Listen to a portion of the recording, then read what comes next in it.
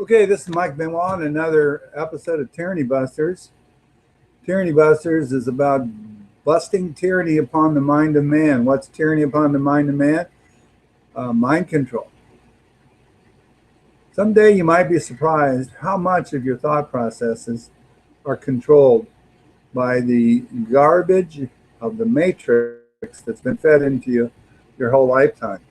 So that's what Tyranny Busters is about. We're going to try to bust some of that tyranny out of your mind, peel it off like an onion, like peeling an onion. All right, so right now we're going to talk about the tyranny of asking for false security, of course, from government, and giving up the liberty in the process. Even libertarians, and say this is a problem. I guess it might be rooted either in the tyranny upon our mind, or it might be rooted in our DNA or something, I don't know, is this drive, thirst for security. That's a funny thing because you can put your foodstuffs up for save up 7 years of foodstuffs for whatever famine or whatnot. And you could be doing that for security, or you could be doing it for freedom. Because let's see, if you got food put away and the means to survive when things are tough, then you got it, so you got a lot of freedom. But if you're putting it away because you want to be secure, that's a different thing. And what are the philosophical underpinnings of that? The video is too short to get into that. But on the rest of this stuff, and this is reason we've got gigantic volumes of stuff, law books and whatnot that could fill up Fort Knox because there's no gold in there, and people they're just hanging on to it, and it's so weird when they're violated on something that these false securities bring up. For example, the forced vaccination. There are people that are up in arms over the forced vaccination, but and they realize under that circumstance that's a false security, and they want to do something about it. And then people who are victims of the war on drugs realize that whole thing's a false security thing, and they want to do something about that. And it can go on and on, even in the traffic DMV traffic laws. There are people that are caught up in that and violated over that, and they want to do something about it. But general and overall, mostly, they're fighting for this false security. Just was on Facebook talking with a libertarian who was just defending like heck DMV traffic laws. And of course, that's one of those that probably 90% of the people will defend like heck. It's in California, a DMV code book about yay thick. And I tell people, and he was like accusing me of an anarchist philosophy because I said we didn't need that. And, he wants all these rules and regulations it's going to give us security. If we have a speed limit sign by a school, then ignorant people, ignoramuses, will see the sign 25 miles and they'll obey the sign, because if they don't, they're going to get punished, and this will control their behavior. And as if the real jerks of the world are going to pay attention to that anyways. And so I'm saying you don't need the sign. You need one law, and that is drive in a safe and prudent manner, and do not recklessly endanger life, liberty, or property of other people. And if you do, then government will step in and deal with it. And he was like accusing that of being an anarchist position. And anarchists would not have a mechanism to deal with people who violate other people.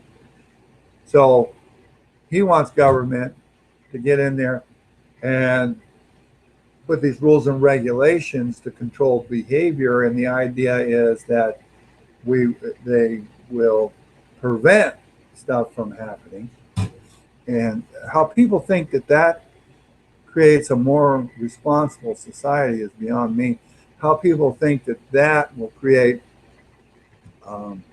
safety is beyond me too, because what happens is people, the kids and whatnot that are in the school area, school zone, and even their parents start to get complacent and go, well, you know, nobody's going to drive too fast. Everybody's going to be safe in this area.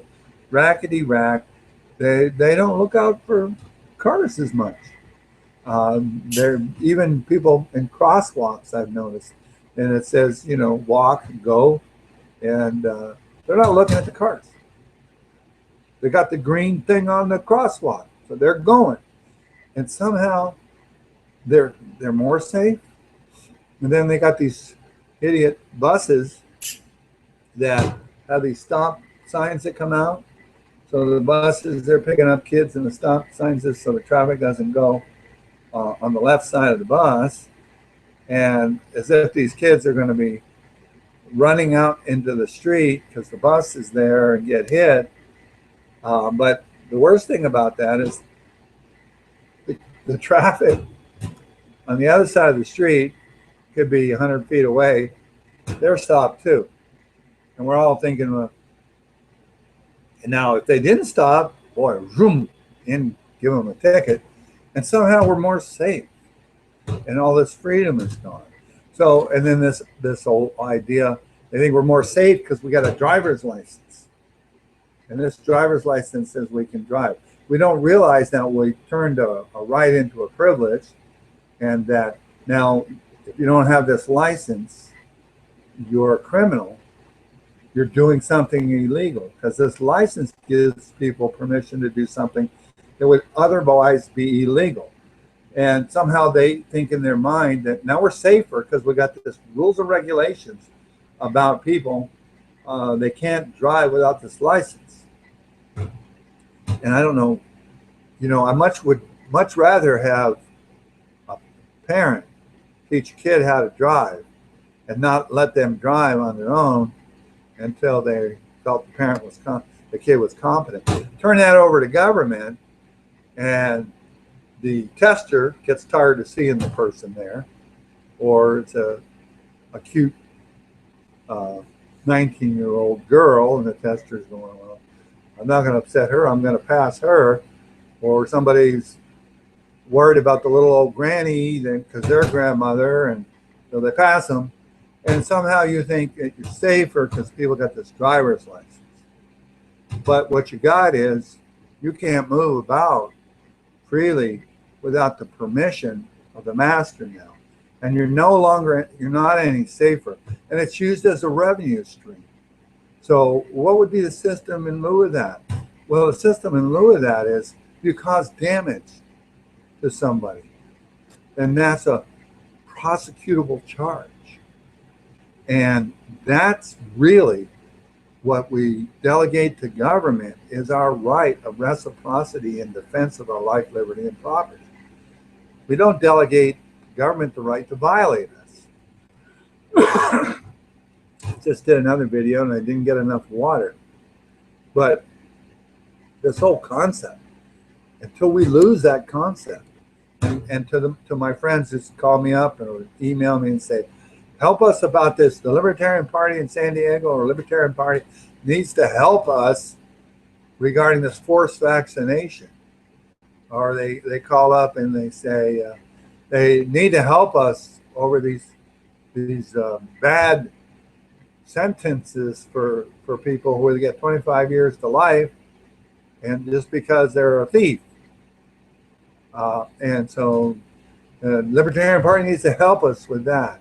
And so many people, with their complacency, they're fighting for their one issue themselves with their few numbers against the tyranny in government, and they could care less. They'll actually even vote for the tyranny on their fellows because it's security, false security. And until that attitude changes, I'm sorry, we're doomed.